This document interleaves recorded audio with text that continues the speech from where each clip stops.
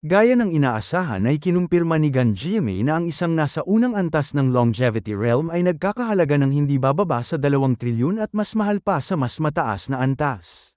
Gayunpaman ay karamihan sa mga puwersa ay bumibili ng mga nasa ikasyam na antas ng Dharma Heaven na nagkakahalaga lamang ng 7 hanggang 800 milyon. Nagtaka si Ming kung bakit ang advanced na warship puppet ay nagkakahalaga ng 10 milyon gayong mas mura ang ordinaryong puppet. Ipinaliwanag ni Gan GMA na ang warship puppet ay kabilang sa mga espesyal na puppet at katulad ng formation puppet at inscription puppet ay bahagyang mas mataas ang presyo nito. Kaya ang 10 milyong nabanggit ni Ming ay nasa normal na presyo lamang. Tumango si Ming at sinabing talagang napakataas ng antas ng teknolohiya ng puppet ng War Civilization at naalala niyang mayroon ding puppet civilization at nagtaka kung paano ito kumpara sa kanila. Nakangiting sinabi ni Gan GMA na ang puppet civilization ay matagal nang na-assimilate ng War Civilization at isa na itong sangay nila at bukod dito ay ang Talisman Formation Civilization, Mechanical Civilization, Elemental Civilization, Battle Civilization at iba pa ay matagal na ring naisama sa kanila. Ang War Civilization ay nagkaroon pa ng malalim na pakikipag-ugnayan sa Ninja Civilization, Shaman Civilization, Extreme Evil Civilization at iba pa at kung hindi dahil dito ay hindi magiging ganito kalakas ang War Civilization. Labis na namangha si Ming at sinabing minamaliit niya ang War Civilization. Matapos ang kanilang pag-uusap ay nagpasya silang bumili ng 20 9-star warship, 500 8-star warship, 3,000 7-star warship, 10,000 6-star warship at 1,000,000 5-star warship. Bukod pa rito ay bumili sila ng napakaraming kagamitang pandigma tulad ng Annihilation Cannon, Star Cloud Cannon at Warship Puppet at ang opisyal na kabuuang halaga ay umabot sa 78 trilyon. Bumili rin sila ng napakaraming puppet kabilang ang Dharma Heaven Level 9 at Level 8 na puppet at kaunting Longevity Realm na puppet na nagkakahalaga ng 66 na trilyon. Ang ilan sa mga puppet na ito ay para sa personal na gamit ni Ming, kabilang ang 1,000,000 artisan puppet, 10,000 talisman formation puppet at 10,000 engraving puppet. Ang huling kabuuan ay umabot sa 144 na trilyon at ginamit ni Ming ang kanyang VIP token upang makatanggap ng 30% diskwento. Kaya 108 trilyon na lamang ang kanyang binayaran. Dahil ang 108 trilyon ay lumampas sa 80 trilyon, nakatanggap pa siya ng karagdagang 15% diskwento sa ibabaw ng 30%, kaya ang uling presyo ay 85 trilyon 680 bilyong longevity coins. Sa isang iglap ay halos naubos ang pera ni Ming at mula sa 88 trilyon ay naging 4,000 bilyon na lamang ang natira. Napakabilis ng kahusayan ni Gan GMA at wala pang kalahating buwan ay handa na ang lahat ng kalakal at inilagay sa loob ng Great World Ring ni Ming. Ang Great World Ring ay may isang malaking mundo sa loob na may sapat na lawak upang paglagyan ng mga ito at kung hindi dahil dito ay magiging problema ni Ming kung saan ilalagay ang mga ito. Pagkakuha ng mga kalakal ay umalis silang dalawa sa War Civilization at nagtungo sa Tianyuan Continent at lumitaw sa Heavenly Dao Sect. Pagbalik ni Ming ay natuklasan niyang si Xiaoxi ay nakabalik na mula sa God Path.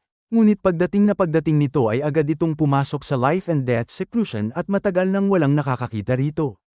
Ipinakilala niya si Ma Xianqiao kay Gan GMA at ang una ay lubhang magalang dahil sa pagkakaiba ng kanilang katayuan at hindi maaaring hindi magpakita ng paggalang.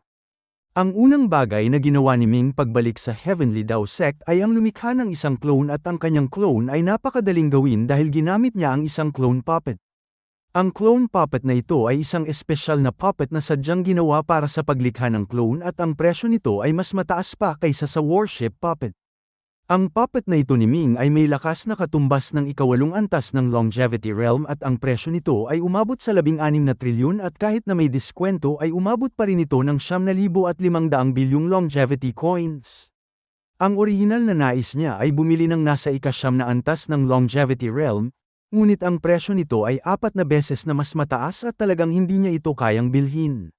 Ang paggamit ng clone puppet ay napakasimple at kailangan lamang ni Ming na magpadala ng isang hibla ng pag-iisip mula sa kanyang divine form upang mailagay ito rito. Gayunpaman ay dahil ito ay nasa ika-8 antas ng Longevity Realm, ang pag-iisip na inilalagay ay kailangang may sapat na lakas at pinakamainam na umabot sa antas ng Dharma Heaven upang magamit ang nararapat na kapangyarihan nito. Si Ming ay nagpadala lamang ng isang hibla ng pag-iisip at imposibleng umabot ito sa antas ng Dharma Heaven, maliban na lamang kung siya ay isang Longevity Realm Dharma King na ang bawat pag-iisip ay may bigat na katumbas ng Dharma Heaven. Ngunit hindi ito naging hadlang para sa kanya at gumamit siya ng isang paraan sa pamamagitan ng paglalagay muna ng kanyang pag-iisip sa isang host spirit. Ang host spirit na nakuha niya noon ay naibenta na at ang kasalukuyang host spirit ay binili mula sa pamilya Gan. Ang host spirit na ito ay may lakas lamang sa unang antas ng Dharma Heaven, ngunit madali itong gamitin at isang pag-iisip lamang ang kailangan ng walang anumang limitasyon. Pagkatapos ay inilagay niya ang host spirit sa pagitan ng clone puppet upang hindi direktang makontrol ito. Sa ganitong paraan ay nalutas niya ang problema ng mahinang pag-iisip at nagamit niya ang isang mahinang pag-iisip upang makontrol ang malakas na clone puppet na nasa ikawalong antas ng Longevity Realm. Ang anyo ng puppet na ito ay mukhang tunay na tao at ito ay ordinaryo lamang at walang anumang natatanging katangian, ngunit ang lakas nito ay talagang hindi mapag-aalinlanganan. Pinangalanan nito ni Ming na Ye-Bei. Matapos mabuo si Ye-Bei bilang clone, ang lahat ng mga bagay na may kinalaman sa negosyo ay ipinamahala na niya rito.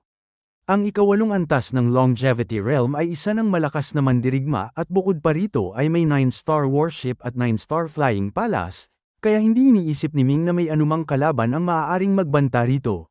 Sa ganitong paraan ay maaari na siyang magtuon ng buong pansin sa kanyang pagsasanay nang hindi na kailangang mag-alala sa mga nakakapagod na bagay. Sa 8 pangunahing disciple ay sina Bai Yuanxian, Tang Yuansheng at Su Yuanzhen ang may layuning ituloy ang martial arts. Kaya ibinahagi ni Ming sa kanila ang kanyang mga natutunan. Nang malaman ng 3 disciple na naunawaan ng kanilang master ang unang antas ng martial arts ay labis silang natuwa, dahil noon pa man ay kaya na nilang pumasok sa martial god ngunit malabo ang kanilang hinaharap kaya natigil sila at ang kaalamang ito ay parang ulan sa panahon ng tagtuyot. Pagkatanggap ng pamamaraan ng pagsasanay ay napabuntong hininga si Tang Yuansheng at sinabing kapag nahanap ng kanilang master ang tamang landas ay tiyak na lilikha ito ng hindi kapani-paniwalang pamamaraan ng pagsasanay sa hinaharap at malamang ay magsisisi ang kanilang mga kapwa-disciple na sina Ye Yuanlang at ang iba pa. Sa 8 disciple ay sina Ye Yuanlang, Ye Yuanhuang at Gan Yuanjian ang may hangaring tahakin ang Divine Path at pumasok na sa God Path upang hanapin ang kani-kanilang kapalaran. Sina Pan Yuanlong at Wu Yuanji ay pumasok din sa trial road at hindi alam kung aling landas ang kanilang tatahakin sa hinaharap. Ang kanilang naging pagpili ay may kinalaman din sa kawalang katiyakan ng kinabukasan ng martial arts at kung nauna lamang na ibigay ni Ming ang pamamaraan ay maaaring ang 8 disciple ay matatag na tumahak sa landas ng martial arts. Matapos may hayag ang lahat ay hindi nagmamadali si Ming na umalis at sa halip ay nagpatuloy sa kanyang pagsasanay sa loob ng Heavenly Dao Sect at ipinagpatuloy ang paglagpas sa 5 Elements Sword Cannon. Ang ika-6 na antas ng 5 Elements 5 Emperor's Sword Technique ay tinatawag na Sword God at ang yugtong ito ay mahirap sanayin at nangangailangan ng mamahaling mga materyales at ang innate 5 elements na materyales ay nagkakahalaga ng ilang 10 trilyong longevity coins, kaya kahit na may pera si Ming ay masasaktan din siya sa halagang ito. Mabuti na lamang at tinulungan siya ng husto ng Human Emperor at Temple Lord at ang binili lamang niya ay ang Asherwood Spirit Gold nang hindi gaanong nasasaktan. Sa pagkakataong ito ay kumpleto na ang 5 Elements Innate Spirit Gold at maaari na siyang magsanay. Sa sandaling yun ay binalot ng kanyang divine form ang 5 piraso ng Spirit Gold at ginamit ni Ming ang mahiwagang pamamaraan upang iukit ang mga divine restriction at inscription sa metal, paulit-ulit at hindi ito maaaring madaliin. Pagkalipas ng 49 na araw ay naging sword peels ang 5 piraso ng Spirit Gold at bawat sword peel ay may nakatagong divine restriction at ang asul, puti, dilaw, pula at itim na liwanag ay umiikot sa paligid ng divine form ni Ming. Ngayon lamang niya naramdaman ang lakas ng 5-element sword at ang alinman sa mga liwanag ng espada ay may napakalaking kapangyarihan at kayang pumatay ng walang kahirap-hirap sa isang nasa ika-9 na antas ng Dharma Heaven. Kung pagsasamahin ang 5 espada ay hindi niya maisip kung gaano kalakas ang magiging kapangyarihan nito. Ngunit ang nais gawin ni Ming ngayon ay ang pagsamahin ng 5 espada at salakayin ang unang antas ng innate 3 stages. Makalipas ang 7 araw ay isang sinag ng liwanag ang pumutok paitaas at sinira ang mga ulap at nilampasan ang kalangitan at tumagos sa walang hanggang espasyo sa labas ng malaking mundo.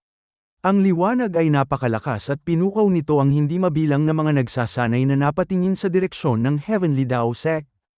Ngunit sa panahong ito ay ang Heavenly Dao Sect ay nakaaangat na sa lahat ng puwersa at walang sino man ang maglalakas loob na gumawa ng gulo at nanunood lamang sila mula sa malayo.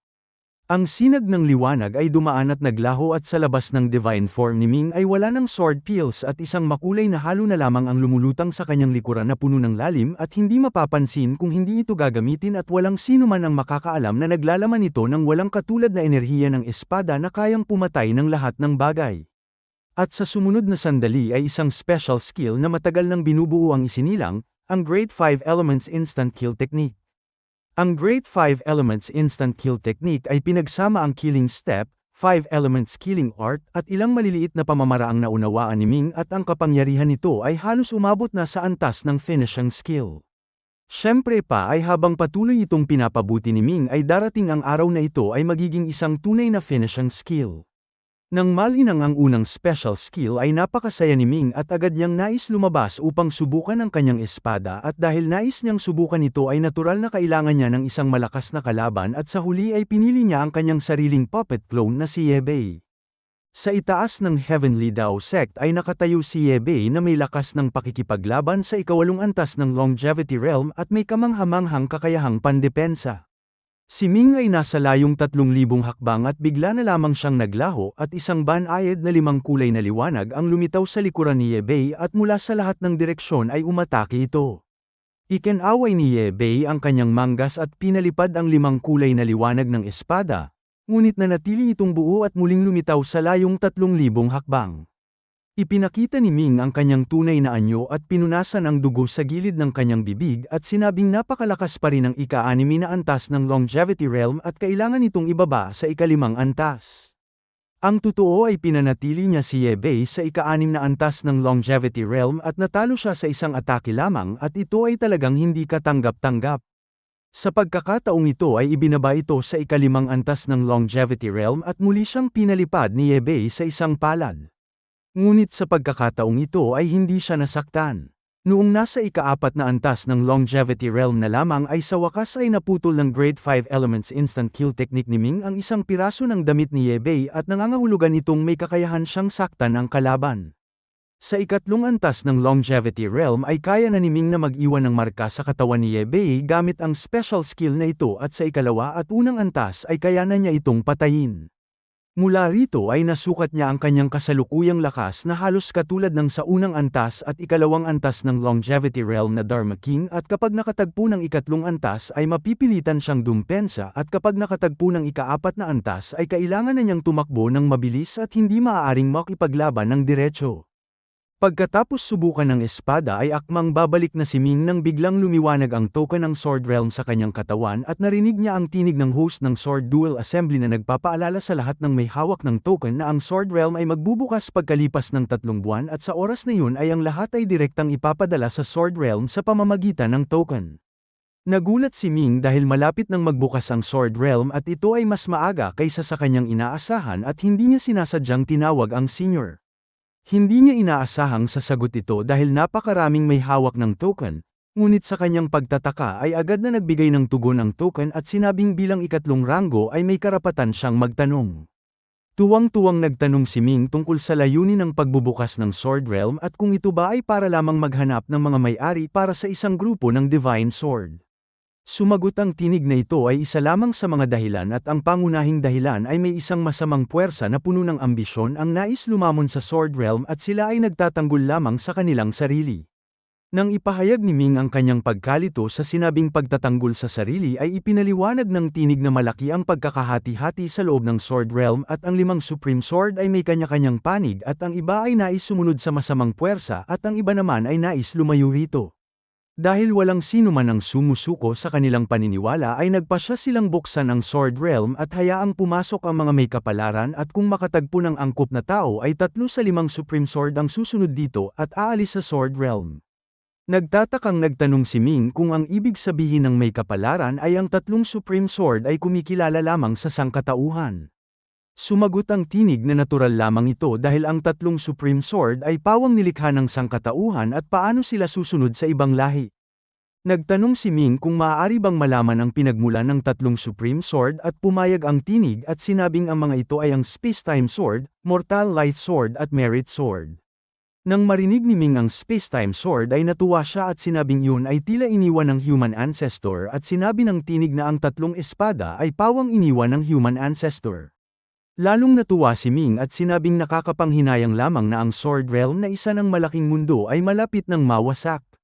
Sinabi ng tinig na ang natitirang dalawang espada ay hindi nilikha ng sangkatauhan kaya natural na iba ang kanilang pananaw at nang tanungin ni Ming kung sino ang lumikha ng mga ito at kung ano ang kanilang pinagmulan ay ipinaliwanag ng tinig na ang mga ito ay ang Nothingness Sword at Karma Sword na parehong nilikha ng True Gods. Sinabi ni Ming na kung gayon ay ang paglalakbay sa Sword Realm ay isang sugal lamang upang makita kung makukuha ang pabor ng tatlong espada. Sumagot ang tinig na hindi lamang ito yon. Dahil bago pa naging Sword Realm ang Sword Realm ay isa itong piraso na nasa pinakapuso ng Ancestral Source Continent at naglalaman ng hindi mabilang na kayamanan at kapag pumasok sila sa Sword Realm ay maaari silang makatagpo ng mga kayamanang ito anumang oras. Bukod pa rito ay kapag nakatagpo na ng may-ari ang tatlong Supreme Sword ay hahamunin nila ang dalawa pang Supreme Sword. Nagulat si Ming sa sinabing hamon at ipinaliwanag ng tinig na ang Nothingness Sword at Karma Sword ay maghahanap din ng kani-kanilang may-ari at ayon sa kanilang kasunduan ay magkakaroon ng isang huling labanan ng espada at kung sino ang manalo ay siyang mag-iisang mamamahala sa Sword Realm at ang matatalo ay kailangang umalis sa Sword Realm at hindi na kailanman makababalik. Naunawaan na ni Ming ang sitwasyon at nagtanong kung paano magaganap ang labanan gayong ang isang panig ay may dalawang espada at ang kabila ay may tatlo. Sumagot ang tinig na napakaliit ng tsansang makatagpo ng may-ari ang mga Supreme Sword at sa pagkakataong ito ay hindi sila umaasa ng malaki at sapat na kung isa sa tatlong espada ang makatagpo ng may-ari. Sinabi ni Ming na maraming henyo mula sa ibang lahi ang dumating at nagtanong kung madali ba silang mapili. Kinilala ng tinig na ang talento ng ibang lahi ay kadalasang mas mataas kaysa sa sangkatauhan at malamang na ang Karma Sword at Nothingness Sword ay parehong makatagpo ng may-ari. Malungkot na sinabi ni Ming na kung gayon ay maaaring isa laban sa dalawa o kahit 0 laban sa dalawa ang mangyari at ito ay talagang nakalulungkot. Sumagot ang tinig na kung walang makatagpong may-ari ay ipahahayag ng tatlong Supreme Sword ang kanilang pagkatalo at tuluyang aalis sa Sword Realm.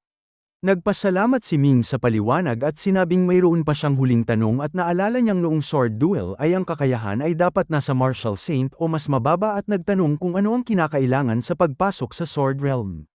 Sumagot ang tinig na ang kasalukuyang kinakailangan ay ang kakayahan ay dapat nasa antas lamang ng Dharma Heaven level at ang mas mataas o mas mababa ay hindi makakapasok sa Sword Realm. Biglang naunawaan ni Ming ang lahat at sinabing may dahilan ang pagpili noon ng mga nasa Martial Saint at mas mababa, dahil ang mga taong yun na nasa Martial Saint noon ay kung may sapat na talento ay nasa Martial God o Dharma Heaven level na ngayon at kung mas mataas ang talento ay mas mataas ang kasalukuyang kakayahan at mas malaki ang kalamangan. Kinumpirma ng tinig na ito mismo ang konsiderasyon ng tatlong Supreme Sword at nais nilang piliin ang mga may pambihirang talento. Pagkatapos ay huminto ang tinig at sinabing siya ay isang walang pangalang espada ng Sword Realm at umaasa siyang mananalo ang tatlong Supreme Sword kaya hinimok niya si Ming na magsikap upang makuha ang kanilang pagkilala, dahil hindi lamang ito magiging kapalaran ng Sword Realm kundi magiging malaking kapalaran din ito para kay Ming. Nangako si Ming na magsisikap siya at sinabi ng tinig na kahit na magtagumpay siya o hindi ay nais nitong maging kanyang may-ari. Hindi nagulat si Ming dahil ang tagal ng pakikipag-usap nito sa kanya ay nangangahulugang interesado ito at nais nitong kilalanin siya bilang master at ngumiti siya at tumango at pinasalamatan ito sa pagkilala at sinabing pagkapasok sa Sword Realm ay maaari siya nitong hanapin anumang oras. Pagkasabi nito ay naglaho ang tinig, ngunit ang puso ni Ming ay hindi mapalagay dahil napakalaki pala ng kahalagahan ng paglalakbay sa Sword Realm na may kinalaman sa kapalaran ng isang buong malaking mundo at sa 5 Supreme Sword. Sinabi noon ng Space-Time Child na ang kapangyarihan ng Space-Time Sword ay tila mas mataas pa rito at ang 4 na iba ay nasa parehong antas, kaya makikitang napakahalaga at napakalakas ng 5 espadang ito at hinding-hindi niya ito isusuko. 3 buwan na lamang ang natitira bago ang paglalakbay sa Sword Realm at sa panahong ito ay kailangan niyang gawin ng lahat upang mapabuti ang kanyang sarili at humanap ng paraan upang makuha ang pagkilala ng 3 espada. Kung matatalo pa niya ang mga may-ari ng 2 iba pang espada ay mas mabuti yun, dahil para na rin siyang nagkamit ng isang malaking mundo. Ang kanyang kasalukuyang kalagayan ay talagang hindi maganda at hindi lamang marami ang kanyang mga kalaban kundi napakalakas pa nila at kung hindi siya makahanap ng isang tagong lugar para sa pagsasanay ay maaaring tuluyan siyang mawalan ng matitirhan sa hinaharap. Pinag-isipan ito ng husto ni Ming at nadama niyang kailangan niyang samantalahin ang pagkakataong ito sa Sword Realm. Ang mga papasok sa Sword Realm ay pawang nasa antas ng Dharma Heaven at kung mas mataas ang kakayahan ay mas malaki ang kalamangan. Kamakailan lamang siya pumasok sa Martial God Realm, kaya sa loob ng 3 buwang ito ay kailangan niyang magsanay ng buong lakas upang magkaroon ng kalamangan at makamit ang huling tagumpay sa laban pagkalipas ng 3 buwan. Sinabi ng Invisible Sword na hindi naman mahina ang lakas ni Ming at kaya na niyang pumatay ng mga Dharma King sa una at ikalawang antas ng Longevity Realm. Ngunit ang lakas na ito ay malakas nga ngunit hindi pa ito nangangahulugang siya ay isa ng pinakamataas na tao. Kaya sa loob ng 3 buwang ito ay pinakamainam na maabot ni Ming ang ikatlong yugto ng unang antas ng Martial God, ang Law Assimilation Stage.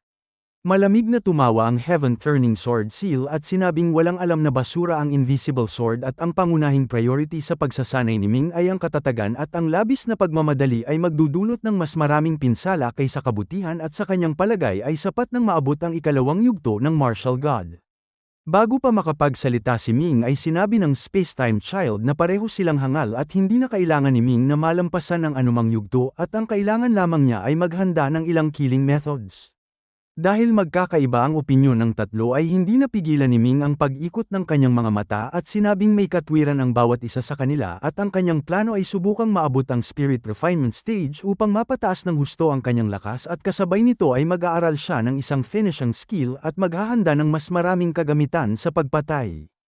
Ang mga bukas na labanan sa loob ng Sword Realm ay mahalaga. Ngunit sa simula ay magkakahalo ang lahat at hindi maiiwasan ang mga alitan at sa panahong iyon ay hindi pag-uusapan kung sino ang mas mataas o mas mababa ang antas at kung sino ang may mas malakas na killing methods ay siyang mangunguna sa iba. Kaya sa dalawang aspetong ito ay kailangan ni Ming na magbigay ng buong lakas at hindi maaaring magpabeya. Sinabi ng Space-Time Child na ang Ruyi Robe na suot ni Ming ay dapat nang i-upgrade. Dahil bagaman may sapat itong lakas ay nagiging walang gaanong silbi ito para sa kasalukuyang antas ni Ming. Agad na hindi nagustuhan ito ni Beiming at sinabing ang Space-Time Child ang walang silbi. Malamig na tumawa ang Space-Time Child at sinabing kung mas walang silbi ang isang bagay ay mas malakas itong tumahol. Pinatigil sila ni Ming at tinanong si Beiming kung nais ba nitong umangat.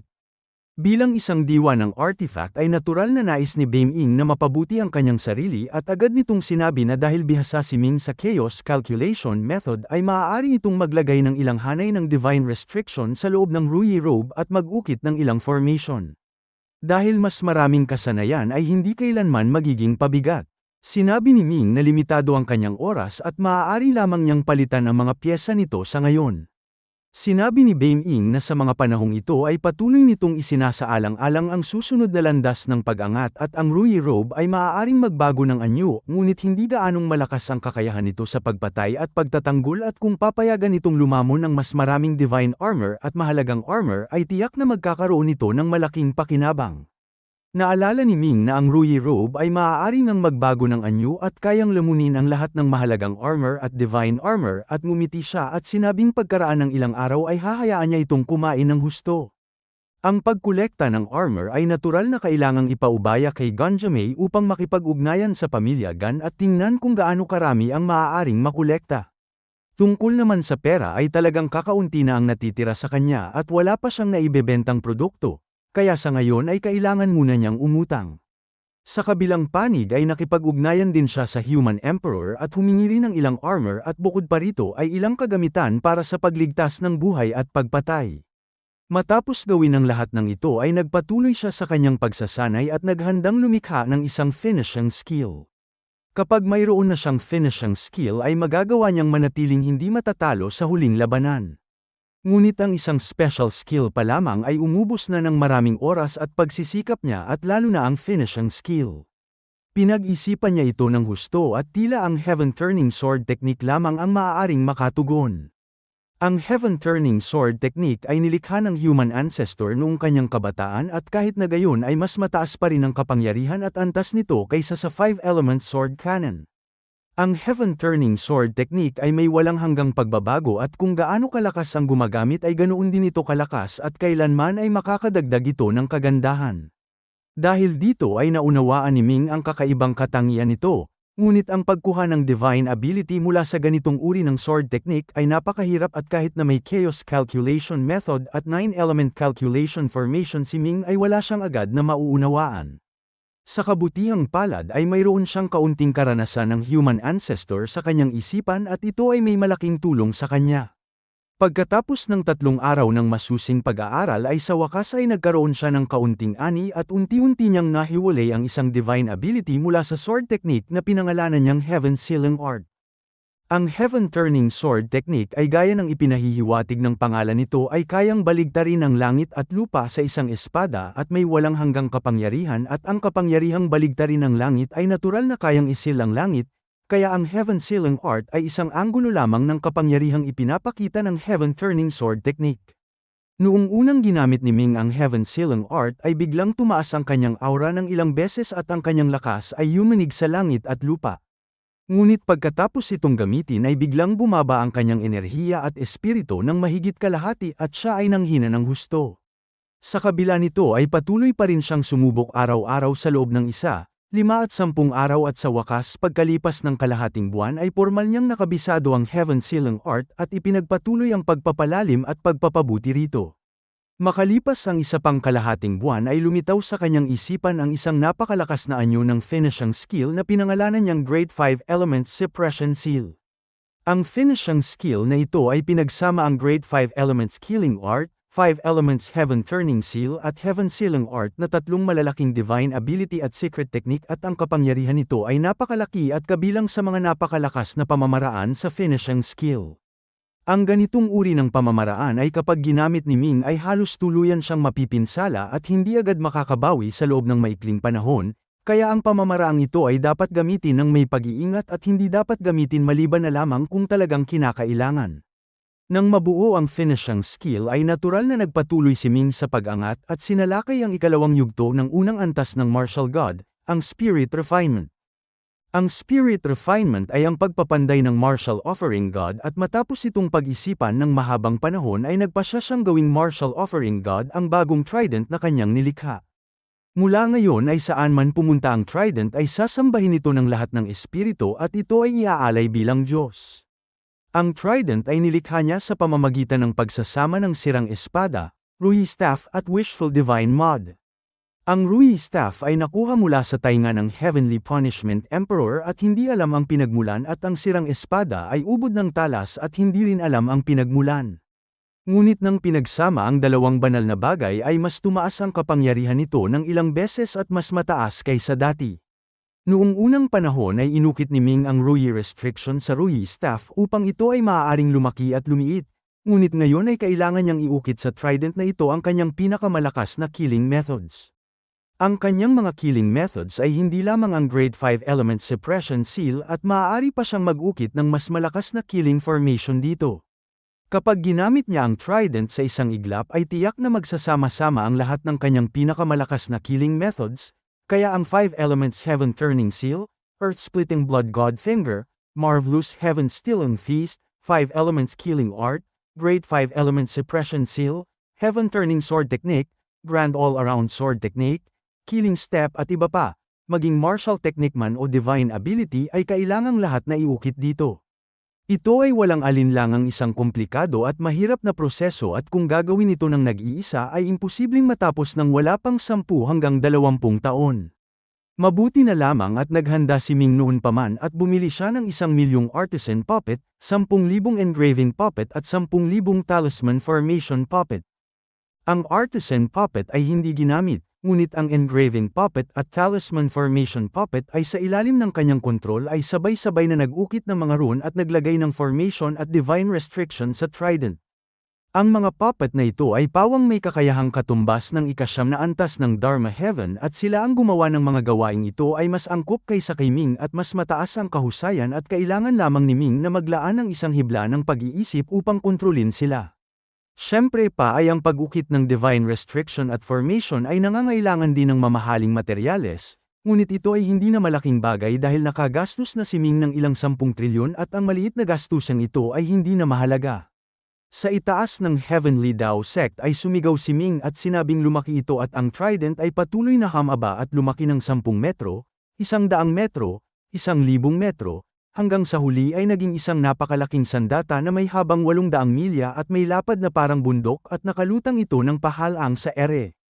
Ang 10,000 engraving puppet at 10,000 talisman formation puppet ay agad na kumuha ng mga materyales at lumipad sa iba't ibang bahagi ng Trident at sinimulan ang pag-ukit at paglalagay ng formation. Ang mga komplikadong gawaing ito ay natural na hindi ginawa ni Ming, dahil mayroon siyang pinakamahalagang bagay na dapat gawin at yun ay ang core killing formation ng Trident. Ang killing formation na ito ang mangangasiwa sa lahat ng finishing skill, special skill, divine technique at divine ability at pagsasama-samahin ang kanilang mga kapangyarihan upang makamit ang pinakamahusay at pinakamalakas na epekto. Ang core killing formation na ito ay parang utak ng martial offering god at ito ang pinakamahalaga sa lahat at hindi maiwasan ni Ming na bigyang pansin ito at kinailangan niyang personal itong gawin. Siya at ang mga puppet ay sabay na nagtrabaho at hindi na malayan ay lumipas ang isa pang kalahating buwan at halos sabay na natapos ang magkabilang panig. Ang ibabaw ng malaking Trident ay puno ng formation, divine restriction, inscription at rune at ang mga ito ay ganap na pinagsama at parang iisa. Nang matapos din ang core formation ni Ming ay biglang umugang ang Trident at sa ibabaw nito ay kusang lumitaw ang dalawang uri ng killing formation. Ang isang killing formation ay itim na inscription na kumalat sa dulo ng talem at ito ay dapat nakabilang sa orihinal na sirang espada at ang isa pa ay gintong divine restriction na lumitaw sa hawakan ng talem at ito ay dapat nakabilang sa Rui staff. Ang dalawang divine restriction ay parehong kumalat patungo sa isa't isa at kahit na ang core formation ni Ming ay hindi makontrol ang mga ito. Ang gintong liwanag at itim na liwanag ay nagtagpo sa bahagi ng talem at hawakan at nag-usap sila at walang sino man ang sumuko sa isa't isa. Hindi alam kung gaano katagal silang nag-usap at sa wakas ay nagsama sila at naging isang itim-gintong pattern at pagkatapos ay kumonekta sa core formation ni Ming. Ngayon lamang tuluyang naging ganap ang pagsasama ng Trident at ang sirang espada at Rui staff ay hindi na mapaghihiwalay at naging isa. Ang dalawang killing formation na kusang lumitaw ay bumuo ng isang bagong walang pangalang killing formation at ang kapangyarihan nito ay hindi pa matukoy ni Ming. Matapos ang napakalaking proyektong ito ng Trident ay halos naubos na rin ang natitirang ilang libong bilyong longevity coins ni Ming. Sumigaw siya at nagtanong kung nasaan ang Trident at ito ay sumagot at ang katawan ng talem ay umugang at umalingaw sa langit at lupa at bigla itong lumiit at lumutang sa harapan ni Ming. Naramdaman ni Ming na ang Trident na ito ay tuluyan ng naging bahagi ng kanyang sarili at ito ang kanyang pangalawang kaluluwa at maaari itong mag-isip ng mag-isa at mabilis na bumubuo ng mga channel at acupoint sa loob ng katawan ng talem at ito ay naging isang nilalang at may buhay. Kinagat ni Ming ang dulo ng kanyang dila at naglabas ng isang bibig ng essence blood na agad na sinipsip ng Trident at ang koneksyon nilang dalawa ay lalong lumakas. At nang hawakan ni Ming ang banal na sandatang ito ay naramdaman niyang biglang dumobble ang kanyang lakas at kakayahan sa pakikipaglaban at ang pagtaas na ito ay nagpapatunay na siya ay pumasok na sa ikalawang yugto ng law martial.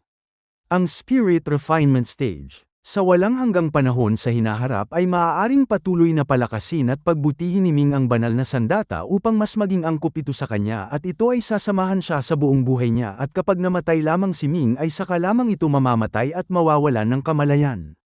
Sunod-sunod na naglabas si Ming ng 9 na bibig ng dugo at siya ay nahilo at nanlabo ang paningin at sinabi niyang narinig niya sa isang alamat mula sa dating lupain ng sangkatauhan na may isang Diyos na nagngangalang Erlang na ang sandata ay ang Trident at tinanong niya kung maaari niya itong tawaging Ye Erlang mula ngayon.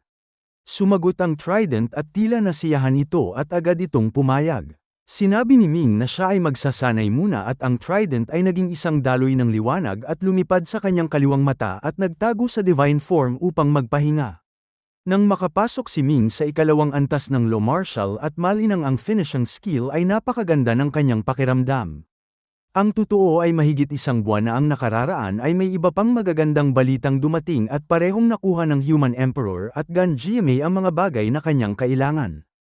Ang magkabilang panig ay nagbigay ng maraming mahalagang armor at divine armor at ilang kagamitan sa pagpatay na pawang mga pinakamahusay sa kanilang uri. Pagdating ng mga bagay ay inilagay ni Ming ang mga armor sa loob ng espasyo ng Ruyi Robe at inutusan itong kusang lumamon sa mga ito. Sa aspeto ng mga kagamitan sa pagpatay ay nagbigay ang Human Emperor ng isang set ng Mother-Child Ghost Killing Needles na may kabuuang 81,000 karayom at kapag ginamit ay maging ang mga Master ng Longevity Realm ay mamamatay. Ang karayom na ito ay napakamahal ng paggawa at maaari lamang gamitin ng isang beses, ngunit pinili pa rin ito ni Ming. Bukod pa rito ay nagbigay din ang Human Emperor ng isang itim na arrow na tinatawag na Soul Nailing Arrow na kapag ibinato sa kalaban ay tiyak na tatama sa Divine Soul nito at magdudulot ng hindi na mababawing pinsala. Ang kagamitang ito ay maaari rin lamang gamitin ng isang beses at pagkatapos ay masisira. Nagdala rin si Gan GMA ng dalawang bagay at ang isa ay isang parisukat na itim na tela na kasinlaki ng kumot at punit-punit at puno ng mantsa ng langis. Ang telang ito ay tinatawag na Heaven Defiling Cloth at anuman ang gamiting divine weapon o malakas na magical artifact ng kalaban ay kailangan lamang itong balutin ng telang ito at ito ay madudumihan at mawawala ng espiritualidad at magiging walang ari. Nang marinig ni Ming ang epekto ng Heaven Defiling Cloth ay labis siyang nagulat at nagtanong kung ito ba ay napakamahal. Kumurap si Gan GMA at sinabing ito ay ang kayamanan ng kanilang pamilya na kanyang lihim na kinuha. Hindi nakapagsalita si Ming dahil ang pamilya Gan ay isang napakalaking angkan. Kaya makikita kung gaano kahalaga ang bagay na ito at siya ay lubos na nagpapasalamat sa kalooban nito.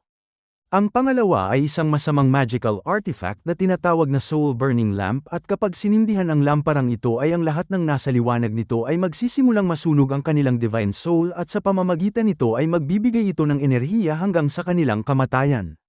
Kapag namatay ang lahat ng tao sa liwanag ay mamamatay na rin ang lampara at ito ay magiging walang saysay, kaya ito ay maaari rin lamang gamitin ng isang beses.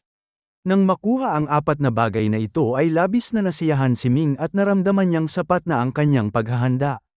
Sa pagbilang ng oras ay halos wala nang natitira sa 3 buwan at sa halip na kabahan ay hindi siya nagmamadali at araw-araw ay hindi na siya nagsasanay at sa halip ay nakaupo lamang at nagpapahinga at hinihintay ang pagdating ng takdang oras. Isang araw bago magbukas ang Sword Realm ay bigla siyang nakatanggap ng mensahe mula kay Yunfeng. Sa Legendary Academy ay pareho silang nag-iwan ng Grand Thousand Transmission Talisman na maaaring magpadala ng mensahe sa pagitan ng iba't ibang malalaking mundo. Lumiwanag ang talisman at narinig ni Ming ang tinig ni Yunfeng na nagtatanong kung nasaan siya at sinabing ipinapatawag siya ng kanyang master dahil may mahalagang bagay na pag-uusapan. Ang ganitong uri ng transmission talisman ay hindi makapagpadala ng maraming salita at agad itong nawalan ng koneksyon. Nagtaka si Ming kung sino ang master ni Yunfeng na isa sa 3 malalaking puwersa ng Legendary Academy at ano ang kailangan nito sa kanya. Ngunit dahil hindi naman siya sasaktan ni Yunfeng ay naisip niyang pumunta na lamang. Mabuti na lamang at ang Space-Time Child ay maaaring maglakbay sa isang iglap at ang pagpunta sa Legendary Academy ay hindi mahirap at sandali lamang ay nakarating na siya. Pagdating ni Ming sa teritoryo ng Legendary Academy ay iniisip pa lamang niya kung saan siya pupunta nang biglang may isang gintong tulay na lumipad mula sa unahan at huminto sa kanyang harapan at isang tinig na hindi gaanong malakas at hindi gaanong mahina ang umalingaw-ngaw sa kanyang tainga na nag-uutos sa kanya na pumunta agad. Tumapak si Ming sa gintong tulay at ito ay umurong at sa isang iglap ay nakarating siya sa isang tuktok ng bundok na umaabot sa langit. Sa tuktok ay may isang mataas na gusali na may bulwagan sa loob at isang magandang dalaga na may katahimikan at kagandahan ang tahimik na nakatayo roon at sa kanyang likuran ay ang mga puting ulap at banal na hamog na nakapalibot na parang isang diwata sa isang painting. Sa hindi kalayuan ay nakangiting tumingin si Yunfeng at sinabing ito ang kanyang master na si Teacher Tang. Alam ni Ming na sa Legendary Academy ay tinatawag na teacher ang mga guro maging lalaki man o babae at mabilis siyang nagbigay galang at nagpakilala bilang estudyante. Bahagyang tumango ang babae at pinasalamatan siya sa pagpunta mula sa malayo at sumagot si Ming na hindi siya makatanggi sumunod sa tawag nito at nagtanong kung ano ang nais nitong ipag-utos. Sinabi ng babae na siya ay si Tang Yuexian at kung nais ni Ming ay maaari niya itong tawaging Master Tang. Tiningnan ni Ming si Yunfeng at ang huli ay patuloy na nagbibigay ng signal upang magmadali siyang maging disciple nito. Kaya agad na lumuhad si Ming at tinawag itong master at tanging ang sariling personal na guro lamang ang tinatawag na master samantalang ang karaniwan ay tinatawag lamang na teacher o sir. Tumango si Tang Yuexian at pinatayo siya upang magsalita at sinabing ipinatawag niya siya upang una ay tanggapin siya bilang disciple at wakasan ang mga ideya ng iba at pangalawa ay upang ipagawa sa kanya ang isang bagay. Naisip ni Ming na ito na nga ang sandali at alam niyang walang mahuhulog na regalo mula sa langit at nagtanong siya kung ano ang nais nitong ipagawa sa kanya. Sinabi ni Tang Yuexian na huwag niyang tanungin ang dahilan at tandaan lamang kung ano ang ipapagawa nito at kung kaya niyang gawin ay pumayag siya. Ngunit kung hindi ay hindi siya pipilitin. Kinabahan si Ming at naramdaman niyang hindi simple ang bagay na ito at tumango siya. Sinabi ni Tang Yuexian na ang unang bagay na nais niyang ipagawa ay ang matutunan ni Ming ang natatanging divine arts ni Nangongji na pinuno ng Star Cloud Sect. Bahagyang nagkunot ang noo ni Ming at sinabing si Nangongji ay kanyang master din at dahil hindi niya maaaring tanungin ang dahilan ay hindi siya maaaring pumayag dito. Nag-alala si Yun Feng at sinabing dahil si Ming ay disciple ni Nangongji ay natural lamang na ituro nito ang kanyang mga pamamaraan, kaya bakit hindi siya pumayag? Sumagot si Ming na sa mga bagay sa mundo ay may sanhi at bunga at mas mabuting maging maingat. Mahinahong sinabi ni Tang Yuexian na kung ayaw niya ay hindi na ito mahalaga at kapag naisip na niya ay maaari niya itong balikan at sinabi nitong noong nakaraan ay pininsala siya ni Nangongji at alam na alam niya ang pagkatao nito at sa pagtanggap nito kay Ming bilang disciple ay tiyak na hahanapin nito ang kanyang kahinaan at kontrolin siya sa lahat ng aspeto at sa oras na yun ay magagawa na lamang siya nitong hubugin at patagin ng walang kakayahang lumaban. Sinabi ni Ming na kung ganoon nga ay lalayo na lamang siya sa Star Cloud Sect. Sumagot si Tang Yuexian na huli na ang lahat, dahil siya ay isa ng mahalagang piraso ng laro na inilagay ng maraming tao at hindi na siya makatatakas at kung nais niyang maglingkod sa kanya ay magagawa niya itong gabayan, ngunit kung hindi ay tiyak na siya ay magiging biktima. Mabilis na sinabi ni Yun Feng na dapat siyang magtiwala sa kanilang master dahil hindi ito kailanman nandaraya. Hindi nagpatinag si Ming at sinabing mayroon siyang sariling pamamaraan sa paggawa ng mga bagay at hindi na kailangan pang hikayatin siya ni Yun Feng. Paulit-ulit na napabuntong hininga si Yun Feng at sinabing talagang nakakapanghinayang.